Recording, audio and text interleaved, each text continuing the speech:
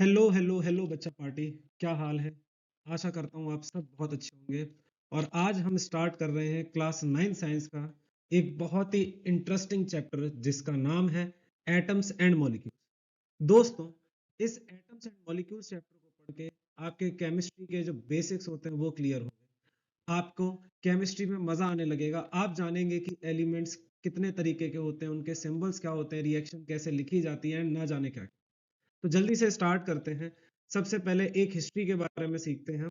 महर्षि कनक जी जो थे, उन्होंने आज से 2500 साल पहले बताया कि अगर हम मैटर यानी पदार्थ को डिवाइड करते चले जाएं तो वो छोटे छोटे हिस्सों में टूटता जाए, और ये छोटे छोटे हिस्से एक ऐसा टाइम आएगा फर्दर डिवाइड नहीं होंगे। बस उसी हिस्से को क्या कहते हैं? परमाणु कहते हैं। ठीक है। ऐसा ही कुछ मानना था ग्रीक फिलोसफर्स का भी। उन्होंने भी कहा कि जब आप पार्टिकल या मैटर को तोड़ते हैं तो एक लास्ट स्टेज आती है जिन्हें हम क्या कहते हैं? एटम्स कहते हैं। बेटा, केमिस्ट्री में हमें सीखने होते हैं कुछ लॉज जो आपकी हेल्प करते हैं ड्यूरिंग द केमिकल रिएक्शंस। आपको बताएंगे कि भाई केमिकल रिएक्शंस कैसे होती है। ठीक है। ये बताएंगे कि किस तरीके से कंपाउंड्स बनाए जाते हैं। तो इन्हीं को बोलते हैं लॉज ऑफ केमिकल कॉम्बिनेशन। वैसे तो क्लास 11th में ये 5 या 6 पढ़ाए जाते हैं, बट हमारे सिलेबस में सिर्फ 2 है। सबसे पहला लॉ है लॉ ऑफ कंजर्वेशन ऑफ मास। ये लॉ किसने दिया था? एंटनी लेवोइजियर ने दिया था 1774 में। और ये लॉ कहता है मास can neither be created nor be destroyed in a chemical reaction. इसका मतलब किसी भी केमिकल रिएक्शन में जो मास है ना ही क्रिएट कर सकते हैं ना ही डिस्ट्रॉय कर सकते हैं। सिंपल भाषा में जितने वजन का, जितने मास का आप क्या लेके चलेंगे रिएक्टेंट, उतने ही मास का क्या मिलेगा? प्रोडक्ट। एक एग्जांपल से समझते हैं। लेट सपोज मेरे पास दो रिएक्टेंट्स हैं ए एंड बी। इन दोनों की रिएक्शन होती है जिससे दो प्रोडक्ट बनते हैं सी और डी। तो जो टोटल मास होगा ए और बी का मिला के वो किसके बराबर होगा? सी और डी को। एक और एग्जांपल से समझते हैं। जैसे कैल्शियम ऑक्साइड की रिएक्शन वाटर से कराते हैं तो बनता है कैल्शियम हाइड्रोक्साइड। तो जो मास किसका होगा? कैल्शियम ऑक्साइड और वाटर का। ठीक है। वही मास किसका होगा? कैल्शियम हाइड्रोक्साइड का। यहाँ पे कैल्शियम ऑक्साइड और वाटर क्या है? रिएक्टेंट्स हैं, जबकि कैल्शियम हाइड्रोक्साइड क्या है दोस्त? प्रोडक्ट। इसे एक क्वेश्चन से सॉल्व करके भी देखते हैं जिससे पता पड़े क्या हमने लो अच्छे से सीख पाया है कि नहीं। बेटा मेरे, बोला गया है कैल्शियम कार्बोनेट को जब डिकम्पोज करते हैं तो वो टूट जाता है हीट करने पे, जिससे बनाता है calcium oxide and carbon dioxide. तो मैं इस रिएक्शन को लिख देता हूं। ये है कैल्शियम कार्बोनेट CaCO3। जब इसे हीट करते हैं तो ये टूटता है कैल्शियम ऑक्साइड में और कार्बन डाइऑक्साइड में। बोला गया है अगर हम 10 ग्राम कैल्शियम कार्बोनेट लेते हैं और 5.6 ग्राम क्या बनता है? कैल्शियम ऑक्साइड बनता है, तो बताओ कितनी ऑक्सीजन बनेगी? हम जानते हैं according to law of conservation of mass, जो मास किसका होगा? ऑफ रिएक्टेंट, वही किसके बराबर होगा? Mass of the product. Product के मास के बराबर होगा दोस्त। तो रिएक्टेंट है 10 ग्राम, बराबर होगा 5.6 प्लस एक्स, जो कि हो जाएगा एक्स की value 10 minus 5.6 which is 4.4 grams. I hope आप लोगों को ये बहुत अच्छे से आया होगा। Next is law of constant proportion. Law of constant proportion दिया था किसने? लुई प्राउस में 1799 में। और ये लॉ क्या कहता है? In a chemical compound the elements are always present in definite proportion by. मतलब जब किसी भी केमिकल कंपाउंड के अंदर जो एलिमेंट्स पाए जाते हैं उनके मासेस का रेशियो हमेशा फिक्स होता है। इसे एक एग्जांपल से समझाता हूं। हम एग्जांपल लेते हैं वाटर का। वाटर जिसका केमिकल फॉर्मूला क्या होता है दोस्त? H2O। इसमें दो हाइड्रोजन पाए जाते हैं और एक ऑक्सीजन पाया जाता है।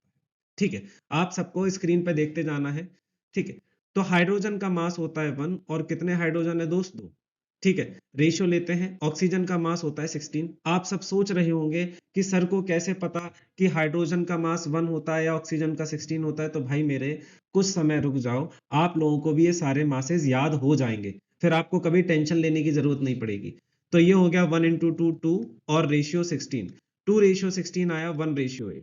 इसका मतलब ये कि दुनिया के किसी भी कोने से आप वाटर को उठा के लाते हैं, वाटर मॉलिक्यूल लेते हैं, तो उसमें हाइड्रोजन और ऑक्सीजन के मास का रेशियो 1 रेशियो 8 ही निकलेगा।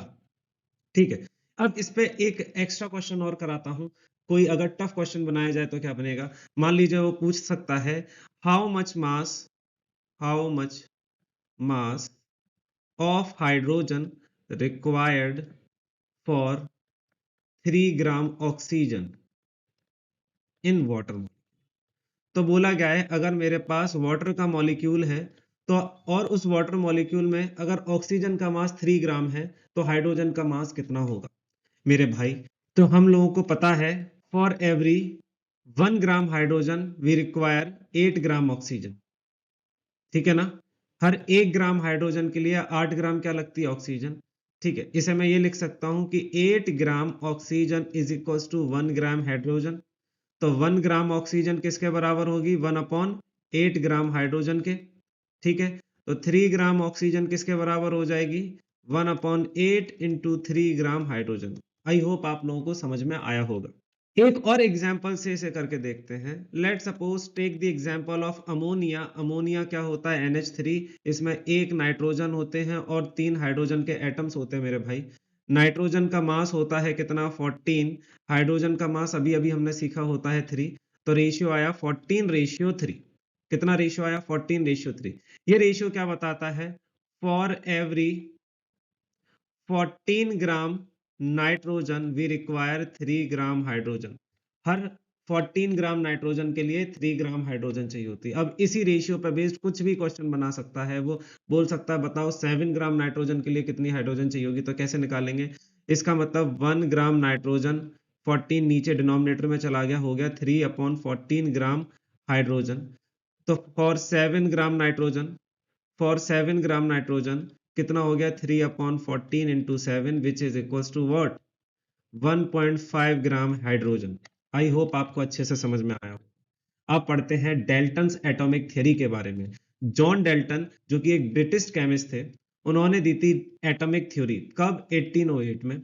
और उन्होंने जो थ्योरी दी थी वो किस बेसिस पे दी थी, कैसे उन्हें पता पड़ा था, या क्या उनके मन में आया, तो उन्होंने लॉज ऑफ केमिकल कॉम्बिनेशंस को अच्छे से पढ़ा और उनको एक्सप्लेन करते हुए एक थ्योरी दी। और उन्होंने कहा कि भाई जितना भी मैटर है, ठीक है, इस दुनिया में, इस पूरे ब्रह्मांड में, वो बना है बहुत छोटे छोटे पार्टिकल से जिन्हें हम क्या कहते हैं, एटम्स।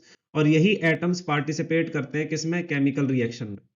एटम्स जो होते हैं वो इनडिविजिबल पार्टिकल्स है, मतलब we can not break atoms, हम एटम्स को तोड़ नहीं सकते फर्दर, ठीक है। तो atom can not be created nor be destroyed in a chemical reaction. तो हमारा जो लॉ ऑफ क्या था, कंजर्वेशन ऑफ मास, वो डेल्टन्स एटॉमिक थ्योरी के सेकंड पोस्टुलेट में प्रूफ हो रहा है। तीसरा पॉइंट है उनका, एटम्स जो होते हैं किसी भी गिवन एलिमेंट के, मतलब पर्टिकुलर किसी एलिमेंट के जो एटम्स होते हैं उनका मास आइडेंटिकल होता है और केमिकल प्रॉपर्टीज भी सेम होती है। इसे एक्सप्लेन करता हूं। मैं दुनिया के किसी भी कोने से 2 हाइड्रोजन के एटम्स उठा लूं, बिकॉज ये दोनों सेम एलिमेंट के एटम्स हैं, तो इनका मास भी सेम होगा और इनकी प्रॉपर्टीज, केमिकल प्रॉपर्टीज भी सेम होगी। बच्चे, जब हम बोलते हैं केमिकल प्रॉपर्टीज तो हमारा मतलब होता है रिएक्शंस, कि ऑक्सीजन के साथ कैसी रिएक्शन होगी, एसिड के साथ कैसी रिएक्शन होगी, ठीक है, इस तरीके की रिएक्शन। जो एटम्स होते हैं अलग अलग एलिमेंट्स के, उनके मासेस भी अलग होते हैं और उनकी प्रॉपर्टीज भी अलग होती है। इसका मतलब ये कि मैं दुनिया के किसी भी कोने से 2 अलग अलग एलिमेंट्स के एटम लेके आता हूं। लेट सपोज एक हाइड्रोजन का है और एक ऑक्सीजन का। क्योंकि ये एटम्स अलग अलग एलिमेंट्स के हैं, एक हाइड्रोजन और एक ऑक्सीजन, तो इनके मासेस भी अलग होंगे और इनकी प्रॉपर्टीज भी अलग होंगी। नेक्स्ट पोस्टुलेट कहता है कि जो एटम्स होते हैं वो कंबाइन करते हैं किसमें, स्मॉल होल नंबर्स के रेशियो में, जिससे क्या बनते हैं, कंपाउंड्स। मतलब ये कि जैसे अगर मैं बोलूं वाटर के मॉलिक्यूल्स में वाटर के मॉलिक्यूल में कितने हाइड्रोजन और ऑक्सीजन होते हैं, तो आप सीधे बोलते हो वाटर का फॉर्मूला होता है H2O, मतलब 2 हाइड्रोजन और 1 ऑक्सीजन। अगर मैं कहूं अमोनिया, अमोनिया का फॉर्मूला क्या होता है, तो आप सीधे जवाब देते हैं NH3। इसका मतलब 1 नाइट्रोजन और 3 हाइड्रोजन। ये रेशियो फिक्स है, अगर आपने रेशियो चेंज किया तो कंपाउंड बदल जाएगा, ठीक है। आगे, जो number of relative numbers and kinds of atoms पाए जाते हैं वो कांस्टेंट होते हैं किसी भी गिवन कंपाउंड में। यही बात मैंने बताई कि कोई भी कंपाउंड है उसमें जो एलिमेंट्स पाए जाएंगे वो भी फिक्स रहेंगे और उनके नंबर ऑफ एटम्स भी फिक्स रहेंगे।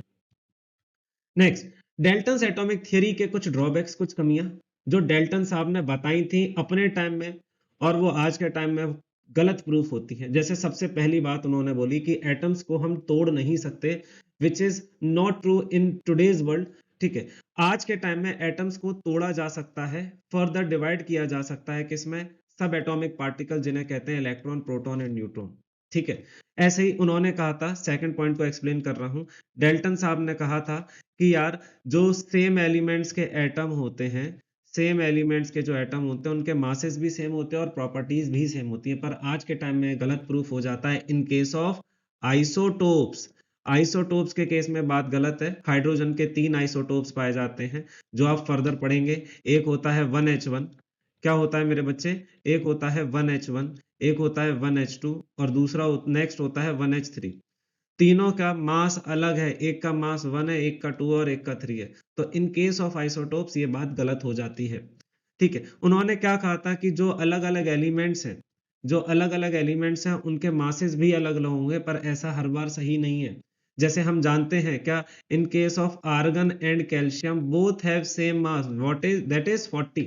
दोनों का मास सेम है, जबकि डेल्टन साहब क्या कह रहे थे कि मासेस क्या होंगे, अलग अलग होंगे। ठीक है, एक इंटेक्स क्वेश्चन करते हैं जो एनसीईआरटी में दिया है। ये क्वेश्चन भी बेस्ड है law of conservation of mass topic पे।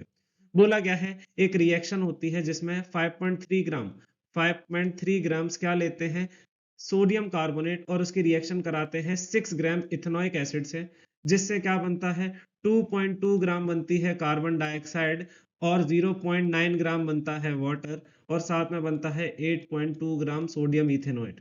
तो प्रूव करके दिखाना है कि क्या ये लॉ ऑफ कंजर्वेशन ऑफ मास को फॉलो कर रहा है। तो चलिए देखते हैं कैसे करेंगे। हम ले लेते हैं total mass of reactant. Reactants का जो मास है वो कितना है यहाँ पे, विच इज 5.3 प्लस 6 कितना होता है, 11.3 ग्राम्स।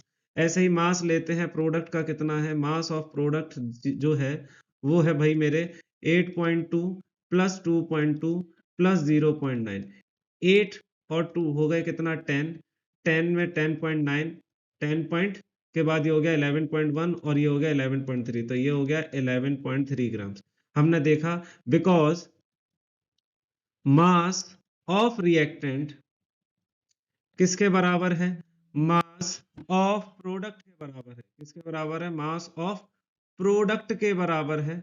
इसी वजह से दिस रिएक्शन फॉलोज या obeys laws of conservation of mass. बढ़ते हैं मेरे भाई। अब बारी आती है सीखने की कि एटम होता क्या है। तो भाई एटम एक स्मॉलेस्ट फंडामेंटल पार्टिकल है, किसका, मैटर का। इसका मतलब ये हुआ कि दुनिया में जितनी भी चीजें हैं, कोई भी मैटर है, ठीक है, वो सब किससे बने हैं, एटम से बने हैं। एटम अकेला पाया भी जा सकता है और नहीं भी पाया जा सकता है। इसका मतलब कुछ एलिमेंट्स ऐसे होते हैं जिनके एटम्स अकेले मिलते हैं, जैसे कि helium, neon, argon and so on. Sodium का एटम अकेला भी मिल सकता है और कंबाइंड फॉर्म में भी मिल सकते हैं, जैसे कि H2 है, हाइड्रोजन अकेला नहीं मिलता, वो एक दूसरे हाइड्रोजन के साथ जुड़ के मिलता है। Cl2 अकेला नहीं मिलता, ऑक्सीजन, O3 एटसेट्रा। तो जैसा मैं बता रहा था आपको, ऑक्सीजन दो तरीके से मिलता है, O2 की फॉर्म में भी मिल सकता है और O3 ओजोन की फॉर्म में भी मिल सकता है। ये वो सभी एटम्स हैं जो अकेले एग्जिस्ट नहीं करते, जबकि ये वो एटम्स हैं जो अकेले एग्जिस्ट कर रहे हैं। आगे बताया गया है atoms can not B divided by chemical reaction और मेथड। तो नॉर्मल जो तरीके होते हैं उनसे एटम्स को तोड़ नहीं सकते। ऐसा नहीं कि मेरे मन में आया तो लाओ मैं हाइड्रोजन में से प्रोटॉन अलग कर दूं या ऑक्सीजन के न्यूट्रॉन को खा जाऊं, इस तरीके से हम कुछ नहीं कर सकते। एटम्स जो होते हैं वो नियरली स्पेरिकल शेप के होते हैं। एटम्स इतने छोटे होते हैं बेटा, इतने छोटे होते हैं कि हम बहुत ही ज्यादा हाई पावर के जो माइक्रोस्कोप हैं उनसे देख सकते हैं, और वो इतने खतरनाक हैं कि फिर भी बहुत अच्छे से क्लियरली दिखाई नहीं देते। वो अलग बात है, हम ड्रॉ कर देते हैं कि ये एटम है, पर बेटा मेरे ऐसा है नहीं। ये तो सिर्फ ड्रॉ करने का, बच्चों को सिखाने का, रिप्रेजेंट करने का तरीका होता है सिर्फ। ठीक है, तो बोला गया है कि एटम्स को फर्दर हम किसी और तरीके, वैसे कौन से तरीके होते हैं, न्यूक्लियर रिएक्शंस, न्यूक्लियर रिएक्शन से तोड़ सकते हैं। ठीक है, आगे बात करते हैं। अगर मन में आता है कि भाई एटम का साइज कैसा होता होगा, कितने साइज के होते होंगे सर, कितने ही छोटे होते होंगे एटम। तो बेटा एटम, जैसे कि अगर मैं बात करूं, एटम का साइज बहुत ही ज्यादा छोटा होता है। एटम को कैसे, उसके साइज को कैसे बताया जाता है, उसके रेडियस से। ठीक है, और उसे क्या कहते हैं, एटॉमिक रेडियस। बोला गया है कि एक आयरन की जो नेल होती है, एक जो कील हमारे घर पे यूज होती है आयरन की, पता है उसमें कितने एटम्स होते हैं, अराउंड 10 की पावर 23 एटम्स। गिनती करते रह जाओगे। ठीक है, हाइड्रोजन का साइज, या मैं बताऊं आपको ऐसे कि एटम का रेडियस नापा जाता है जनरली नैनोमीटर्स में। 1 नैनोमीटर किसके बराबर होता है, 10 की पावर -9 मीटर के बराबर होता है। जितने भी एटम्स होते हैं उनमें सबसे छोटा होता है हाइड्रोजन का एटम। ठीक है। हम जो आज मोस्ट एडवांस इलेक्ट्रॉन माइक्रोस्कोप होता है जिसका नाम है स्कैनिंग टनलिंग माइक्रोस्कोप, उसकी हेल्प से एटम्स को देख पाते हैं। आपको ये जो फिगर दिख रहा है ये क्या है सर? ये गैलियम आर्सेनाइड आर्सेनाइड के एटम्स हैं जो आपको दिखाई दे रहे हैं। इसमें जो ब्लड जो स्पीयर्स दिख रहे हैं ये एटम्स हैं। ठीक है, इसमें बताया गया है जो गैलियम के एटम्स है वो ब्लू कलर से शो हो रहे हैं और जो आर्सेनिक है उसके एटम्स को रेड कलर से शो किया जा रहा है। आगे, अब एटम्स के सिंबल। भाई देखो, जैसे जैसे डिस्कवरी हो रही है ठीक है, रिसर्चेज हो रही हैं, नए नए एलिमेंट्स पता पड़ रहे हैं, तो उन्हें कुछ सिंबल तो देना पड़ेगा ना। तो सबसे पहले आते हैं हमारे डेल्टन साहब। डेल्टन साहब कहते हैं कि मैं सिंबल दूंगा मैं। डेल्टन साहब वही बच्चा है जो क्लास में सबसे पहले हाथ उठाता है कि मैं बताऊंगा मैं। डेल्टन साहब क्या कहते हैं? डेल्टन साहब बहुत ही इंटरेस्टिंग, आई थिंक वो बहुत बढ़िया आर्टिस्ट होंगे। तो डेल्टन साहब क्या करते हैं, बहुत ही इंटरेस्टिंग इंटरेस्टिंग सिंबल्स देते हैं। जैसे हाइड्रोजन को ऐसे, कार्बन को सर्कल बनाया, पूरा काले रंग से फिल कर दिया, ऑक्सीजन को सिर्फ सर्कल बना के छोड़ दिया, मर्सिडीज बेंज जैसा साइन दे दिया, फास्फोरस को सल्फर को प्लस बना दिया, प्लेटिनम को पी। ठीक है, तो ये जो सिंबल्स थे वो डेल्टन साहब ने अलग अलग एलिमेंट्स के लिए दिए। सोचिए अगर कोई गोल्ड बनाएगा तो बनाता ही रह जाएगा। डेल्टन साहब के सिंबल्स को यूज करना बड़ा डिफिकल्ट था और इनकन्वीनियंट था। सोचो ऐसा क्यों? आज अगर हमें लिखना होता है वाटर का मॉलिक्यूल तो हम सिर्फ लिखते हैं H2O। लेकिन डेल्टन साहब अगर वाटर का मॉलिक्यूल लिखते तो क्या लिखते? बताओ बताओ। डेल्टन साहब बोलते ये ले सर्कल बनाया, डॉट बनाया, फिर एक सर्कल बनाया, डॉट बनाया, फिर एक सर्कल बनाया। तो सोचो ना, रिएक्शन लिखते तो कितना टाइम लगता, कितना कॉम्प्लेक्स हो जाता इन सबको ड्रॉ करना। इसलिए जरूरत थी हमें कुछ ऐसे सिंबल्स की जो बहुत इजी हो ड्रॉ करने में, इजीली हमें बता सके कि ये जो सिंबल्स हैं वो किस एलिमेंट के हैं। इसमें काम आती है किसकी स्टडी? जे बर्जीलियस साहब की। तो जो हमारे साइंटिस्ट थे बर्जीलियस साहब, उन्होंने प्रपोज किया कि यार क्यों ना किसी भी एलिमेंट का जो सिंबल है उसका पहले लेटर को लिख दो। जैसे हाइड्रोजन में H, कार्बन में C, ऑक्सीजन में O, नाइट्रोजन में N। ठीक है, और अगर पहले लेटर से काम नहीं चल पा रहा है तो क्या करो, पहले के साथ कोई दूसरा लेटर लिख दो। जैसे कि क्लोरीन में Cl, कैल्शियम में Ca, मैग्नीशियम में Mg। ठीक है, तो आज जो मॉडर्न टाइम में हम सिंबल्स यूज करते हैं उसकी स्टडी, उसके बारे में जे बर्जीलियस साहब ने ही बताया था। आज बोला जाता है कि जो भी सिंबल होगा किसी भी एलिमेंट का वो बनेगा उसके पहले लेटर से, या पहले लेटर के साथ कोई दूसरा लेटर, जरूरी नहीं है सेकंड ही हो, आगे का भी कोई लेटर यूज हो सकता है। एग्जाम्पल हाइड्रोजन के लिए H, ऑक्सीजन के लिए O। ठीक है, ये फर्स्ट सिंबल से, सॉरी फर्स्ट लेटर से बने हैं। अब कैल्शियम में Ca, क्लोरीन का Cl, कॉपर का Cu, ये पहले या किसी और लेटर से मिलकर बने। ठीक है, अब इंग्लिश, अब हम बात करेंगे कुछ ऐसे सिंबल्स की जो डिराइव हुए हैं एलिमेंट्स के इंग्लिश नेम से। देखो ऐसा है, केमिस्ट्री में कुछ सिंबल्स तो लिए गए, या मैक्सिमम सिंबल्स लिए गए अंग्रेजी भाषा, इंग्लिश लैंग्वेज में जो नेम है एलिमेंट का उनसे। जैसे हाइड्रोजन का H, हीलियम का He, लिथियम का Li, बोरोन का B, कार्बन का C, नाइट्रोजन का N, एक्सेट्रा एक्सेट्रा।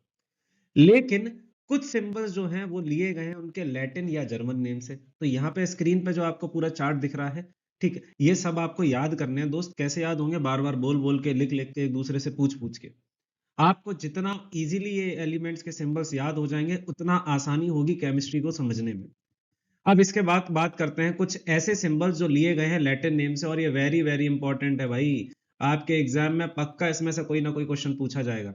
पूछेंगे कि भाई सोडियम का नाम तो सोडियम है, उसमें कहीं Na नहीं है, पर उसका सिंबल Na क्यों है? क्योंकि वो सिंबल लिया गया है उसके लैटिन नेम से जिसका नाम है नेट्रियम।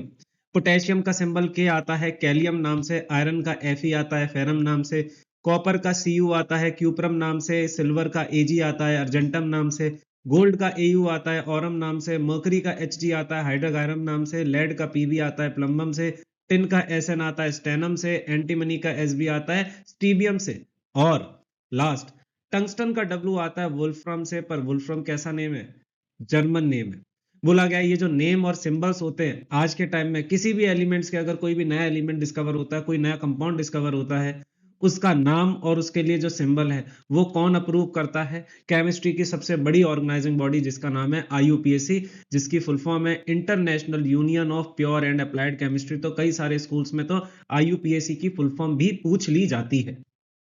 ठीक है,